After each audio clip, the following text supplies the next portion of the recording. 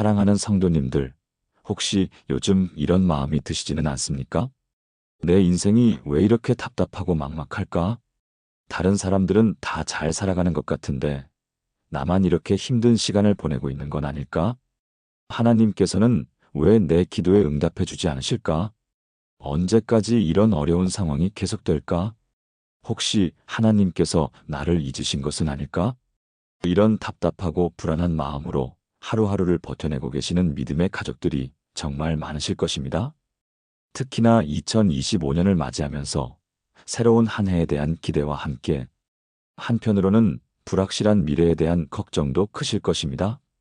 경제적인 어려움, 건강의 문제, 자녀들의 미래, 직장에서의 스트레스, 인간관계의 갈등 등 우리를 둘러싼 현실들이 때로는 너무나 무겁게 느껴질 때가 있지 않습니까? 그런데 사랑하는 성도님들, 오늘 저는 여러분에게 정말 놀라운 소식을 전해드리고 싶습니다. 여러분이 지금 겪고 있는 그 어려운 상황들이 사실은 하나님께서 여러분을 특별한 목적을 위해 준비시키고 계시는 과정일 수도 있다는 것입니다. 하나님께서는 당신의 사람을 쓰시기 전에 반드시 준비의 과정을 거치게 하십니다. 그리고 그 준비 과정에는 분명한 세 가지 현상들이 나타납니다. 오늘 이 세 가지 현상을 통해 여러분은 하나님께서 지금 여러분을 어떻게 준비시키고 계신지를 깨달을 수 있을 것입니다. 또한 현재의 어려움이 절망이 아니라 소망의 징조라는 것을 확신하게 될 것입니다. 그리고 무엇보다 하나님께서 여러분을 위해 준비하고 계신 놀라운 미래에 대한 기대감으로 가득 찰 것입니다. 정말 기대가 되지 않으십니까? 그럼 지금부터 함께 이 귀한 진리를 하나씩 살펴보시기 바랍니다. 첫 번째로 하나님께서 여러분을 준비시키고 계실 때 나타나는 첫 번째 현상은 바로 예상치 못한 시련과 어려움이 연속으로 찾아온다는 것입니다. 혹시 요즘 들어서 유독 힘든 일들이 계속해서 일어나고 있지는 않으십니까?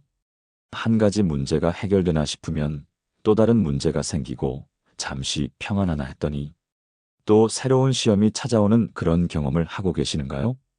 가족 중에 누군가 아프거나 직장에서 예기치 못한 변화가 생기거나 경제적으로 어려운 상황이 지속되거나 인간관계에서 상처를 받는 일들이 연달아 일어나고 있나요? 마치 왜 나에게만 이런 일들이 계속 생길까 하는 생각이 드실 정도로 시련이 반복되고 있다면 이것은 결코 우연이 아닙니다.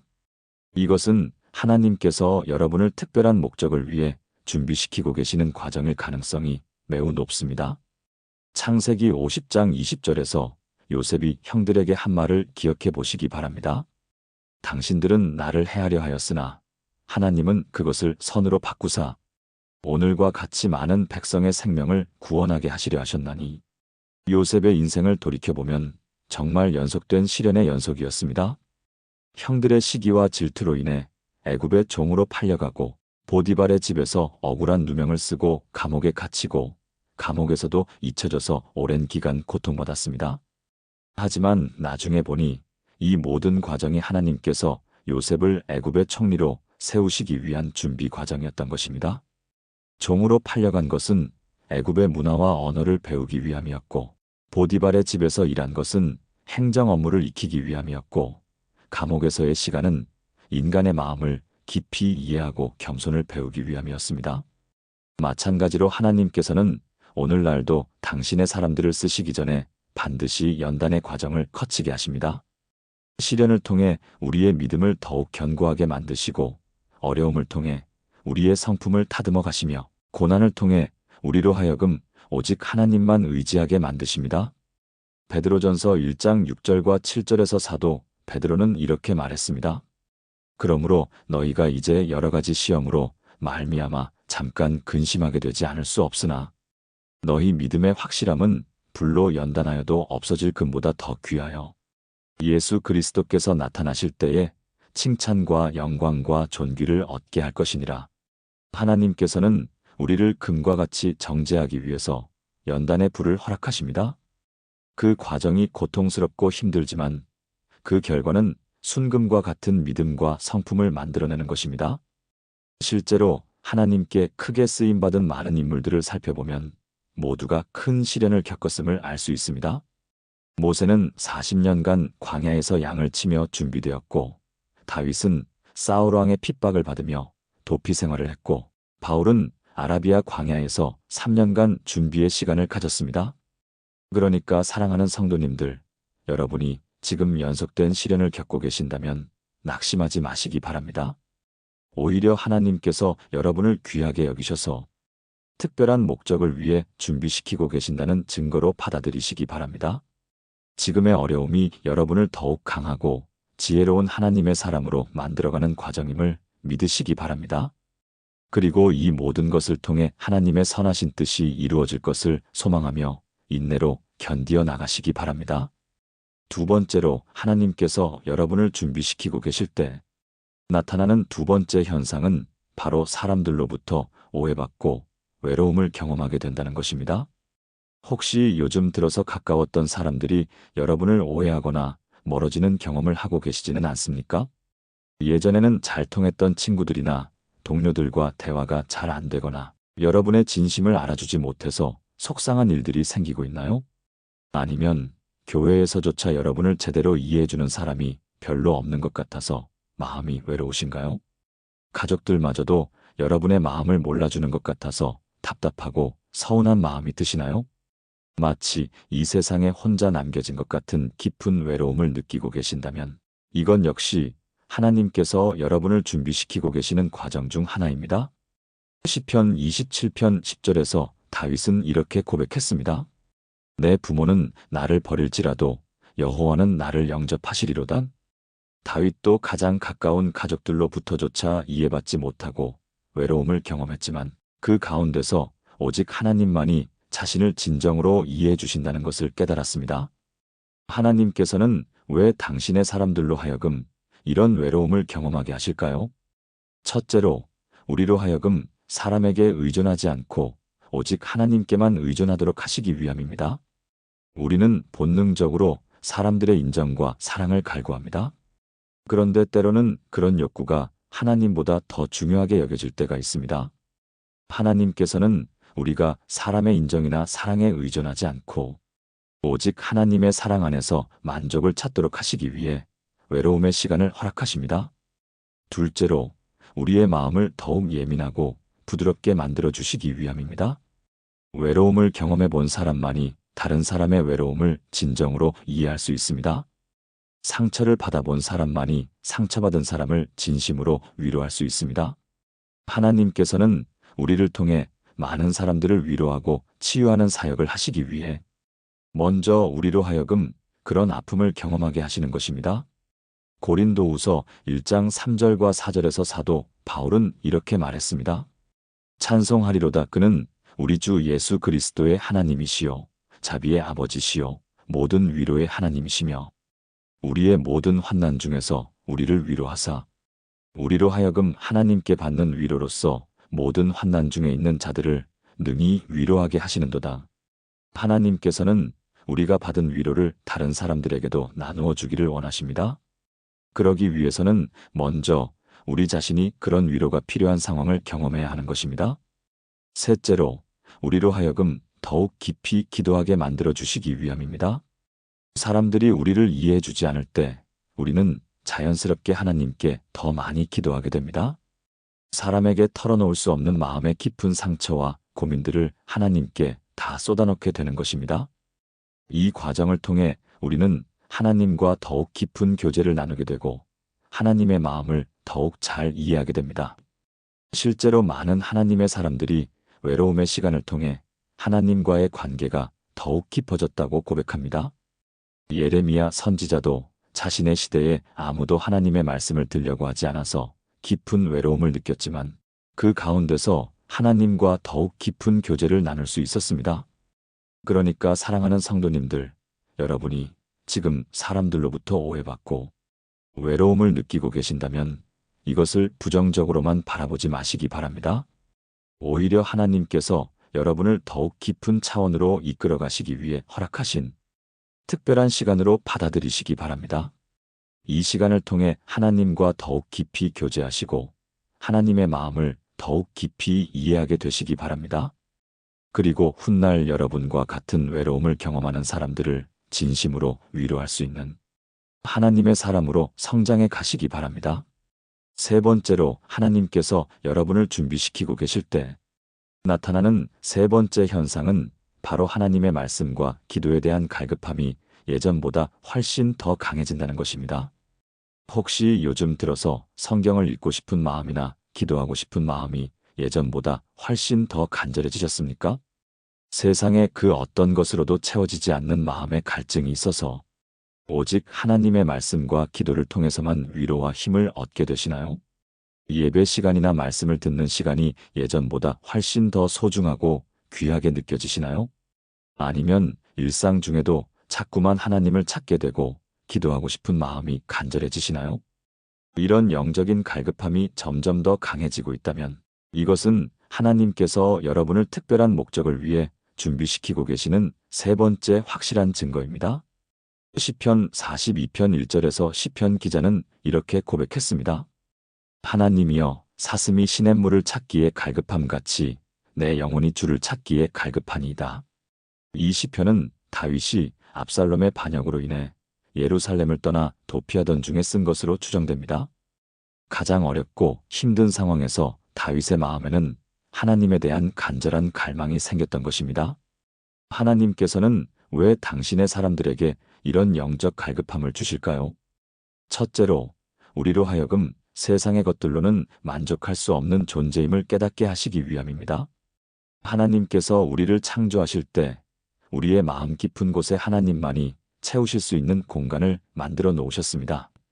그래서 아무리 세상의 것들로 그 자리를 채우려고 해도 결코 만족할 수가 없습니다.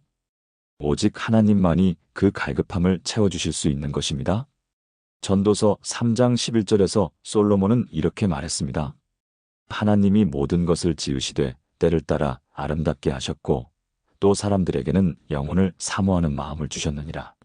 영혼을 사모하는 마음, 그것이 바로 우리가 느끼는 영적 갈급함의 정체입니다. 둘째로, 우리로 하여금 하나님의 말씀을 통해 더욱 깊은 진리를 깨닫게 하시기 위함입니다. 갈급한 마음으로 하나님의 말씀을 읽을 때 평소에는 보이지 않던 새로운 의미들이 보이기 시작합니다. 성령님께서 우리의 마음을 여시고 하나님의 뜻을 더욱 분명하게 깨닫게 해주십니다. 누가복음 24장 13절부터 35절까지의 엠마오로 가는 두 제자의 이야기를 보면 그들이 예수님과 함께 걸으며 성경 말씀을 들을 때 마음이 뜨거워졌다고 기록되어 있습니다. 마찬가지로 우리가 갈급한 마음으로 하나님의 말씀을 읽을 때 우리의 마음도 뜨거워지며 하나님의 음성을 더욱 선명하게 들을 수 있게 됩니다. 셋째로, 우리로 하여금 기도의 사람으로 변화시키시기 위함입니다. 하나님께 크게 쓰임받는 사람들의 공통점은 모두 기도의 사람이었다는 것입니다. 모세는 시내산에서 40일간 기도했고 다니엘은 하루 3번씩 기도했으며 예수님께서도 새벽 미명에 한적한 곳에서 기도하셨습니다. 하나님께서는 우리에게 영적 갈급함을 주심으로써 우리로 하여금 자연스럽게 기도하는 사람으로 변화시키십니다. 기도하지 않고서는 견딜 수 없는 상황을 만드시는 것입니다. 그리고 그 과정을 통해 우리는 하나님과 더욱 깊은 교제를 나누게 되고 하나님의 마음을 이해하는 사람으로 성장하게 됩니다. 데살로니가전서 5장 17절에서 사도 바울이 쉬지 말고 기도하라고 말한 것도 바로 이런 의미입니다. 기도가 의무가 아니라 우리 영혼의 간절한 필요가 되어야 한다는 것입니다. 넷째로, 우리로 하여금 하나님의 임재를 더욱 깊이 경험하게 하시기 위함입니다. 갈급한 마음으로 하나님을 찾을 때 하나님께서는 우리에게 특별한 방법으로 자신을 나타내 주십니다. 예레미야 29장 13절에서 하나님께서는 이렇게 약속하셨습니다. 너희가 온 마음으로 나를 구하면 나를 찾을 것이요 나를 만나리라.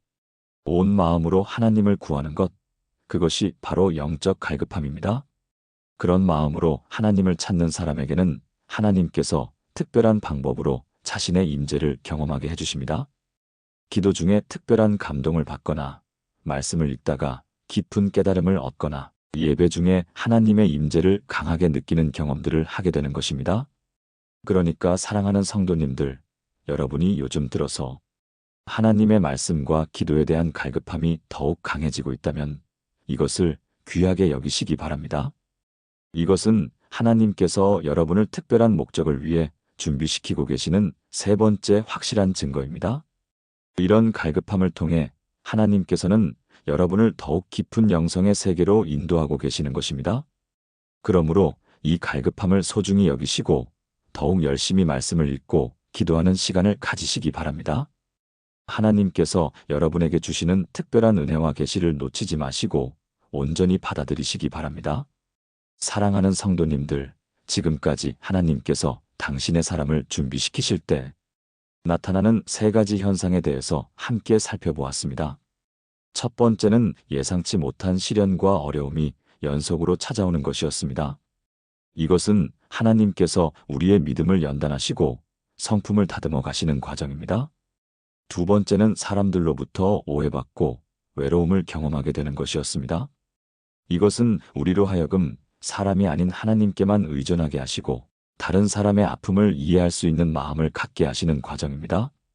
세 번째는 하나님의 말씀과 기도에 대한 갈급함이 예전보다 훨씬 더 강해지는 것이었습니다. 이것은 하나님께서 우리를 더욱 깊은 영성의 세계로 인도하시며 하나님과 깊은 교제를 나누는 사람으로 만들어 가시는 과정입니다. 이 세 가지 현상 중에서 여러분은 얼마나 많은 것들을 경험하고 계십니까? 혹시 이 세 가지를 모두 경험하고 계신다면 정말 축하드립니다. 하나님께서 여러분을 특별한 목적을 위해 준비시키고 계시는 것이 분명합니다. 비록 지금은 힘들고 어려운 시간이지만 머지않아 하나님께서 여러분을 통해 놀라운 일들을 행하실 것입니다. 만약 일부만 경험하고 계시거나 아직 잘 모르겠다고 하신다면 실망하지 마시기 바랍니다. 하나님의 때와 방법은 사람마다 다를 수 있습니다. 중요한 것은 이런 과정들을 통해 하나님께서 여러분을 어떻게 인도해 가고 계신지를 분별하는 것입니다. 그리고 어떤 상황에서든지 하나님을 신뢰하며 순종하는 마음을 갖는 것입니다. 로마서 8장 28절에서 사도 바울이 말한 것처럼 하나님을 사랑하는 자, 곧 그의 뜻대로 부르심을 입은 자들에게는 모든 것이 합력하여 선을 이루는 것입니다. 지금 여러분이 겪고 있는 모든 경험들이 하나님의 선하신 계획 안에서 합력하여 선을 이루고 있다는 것을 믿으시기 바랍니다. 그리고 하나님께서 여러분을 위해 준비하고 계신 놀라운 미래를 소망하며 현재의 어려움을 인제시도 클로드는 아직 생성한 코드를 실행할 수 없습니다. 차계 속편집내로 견디어 나가시기 바랍니다. 또한 이미 이런 현상들을 경험하고 계신 분들은 더욱 겸손한 마음으로 하나님의 인도하심을 따라가시기 바랍니다. 시련이 올 때는 원망하지 마시고 하나님께서 무엇을 가르치시려는지 귀를 기울이시기 바랍니다. 외로움을 느낄 때는 낙심하지 마시고 하나님과 더욱 깊은 교제를 나누는 기회로 삼으시기 바랍니다. 영적 갈급함을 느낄 때는 그것을 소중히 여기시고 더욱 열심히 말씀과 기도로 하나님을 찾으시기 바랍니다. 그럴 때 하나님께서는 여러분을 통해 이 시대에 꼭 필요한 놀라운 사역들을 펼쳐 가실 것입니다. 혹시 여러분 중에는 이런 생각을 하시는 분들도 계실 것입니다. 나는 그렇게 특별한 사람이 아닌데 하나님께서 나를 뭔가 큰 일을 위해 준비시키실 리가 있을까? 나는 그저 평범한 사람인데 하나님께서 나를 통해 무슨 일을 하시려고 할까? 하지만 사랑하는 성도님들, 성경을 보시면 하나님께서 사용하신 사람들이 모두 처음부터 특별한 사람들이었던 것은 아닙니다. 모세는 말을 더듬는 사람이었고 기드온은 가장 작은 가문의 가장 작은 자였으며 다윗은 양치는 목동 소년이었습니다. 베드로는 성격이 급하고 실수를 자주 하는 어부였고 바울은 교회를 핍박하던 사람이었습니다. 하지만 하나님께서는 이런 평범하고 부족한 사람들을 택하셔서 위대한 일들을 이루어 가셨습니다. 고린도전서 1장 27절에서 사도 바울은 이렇게 말했습니다. 그러나 하나님께서 세상의 미련한 것들을 택하사 지혜 있는 자들을 부끄럽게 하려 하시고 세상의 약한 것들을 택하사 강한 것들을 부끄럽게 하려 하시며 하나님께서는 세상에서 대단하다고 여겨지는 사람들보다 오히려 평범하고 부족한 사람들을 더 기뻐하여 사용하십니다. 왜 그럴까요? 그래야 모든 영광이 사람에게 돌려지지 않고 하나님께만 돌려지기 때문입니다. 그러므로 여러분 자신을 과소평가하지 마시기 바랍니다. 하나님께서는 여러분을 통해 하시고자 하는 계획이 분명히 있으십니다. 그 계획이 세상 사람들의 눈에는 작게 보일 수도 있고 여러분 자신도 별것 아니라고 생각할 수도 있습니다. 하지만 하나님의 관점에서는 모든 사역이 소중하고 의미가 있습니다. 한 사람의 마음을 위로하는 것도, 한 가정을 회복시키는 것도, 한 교회를 섬기는 것도 모두 하나님께는 귀한 사역입니다. 때로는 여러분의 간증을 통해 누군가의 인생이 완전히 바뀔 수도 있고 여러분의 기도를 통해 놀라운 기적이 일어날 수도 있으며 여러분의 섬김을 통해 하나님의 사랑이 많은 사람들에게 전해질 수도 있습니다.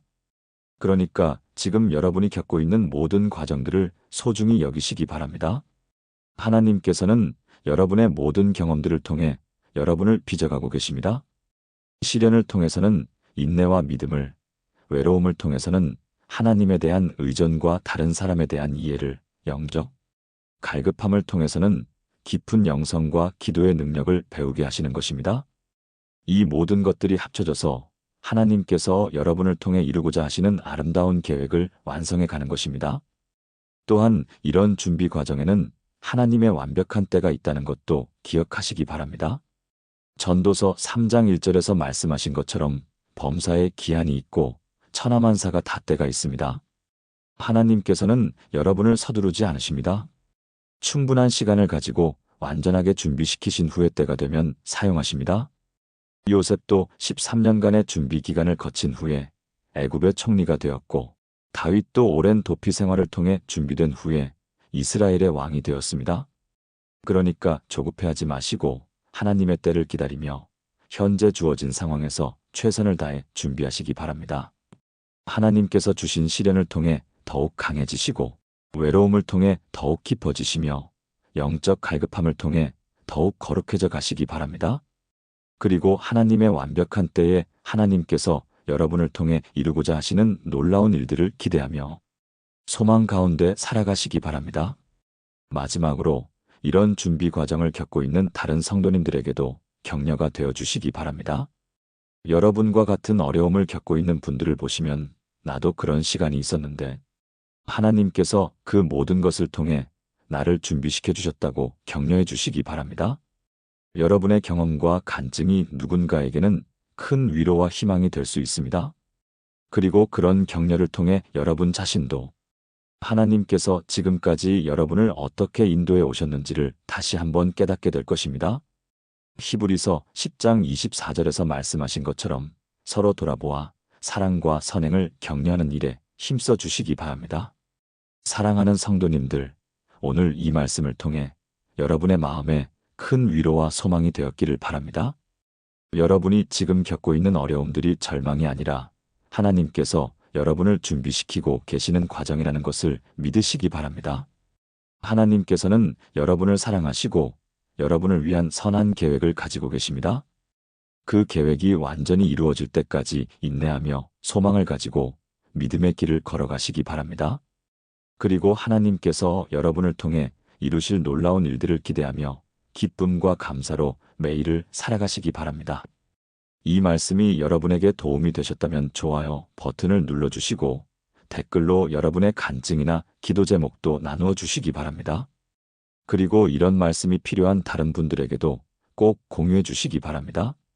하나님께서 믿음의 가족들 모두에게 준비하는 자의 지혜와 기다리는 자의 소망을 충만히 부어주시기를 축복합니다. 하나님의 완벽한 때에 하나님께서 예비하신 놀라운 축복들을 온전히 누리시기를 주님의 이름으로 축원합니다.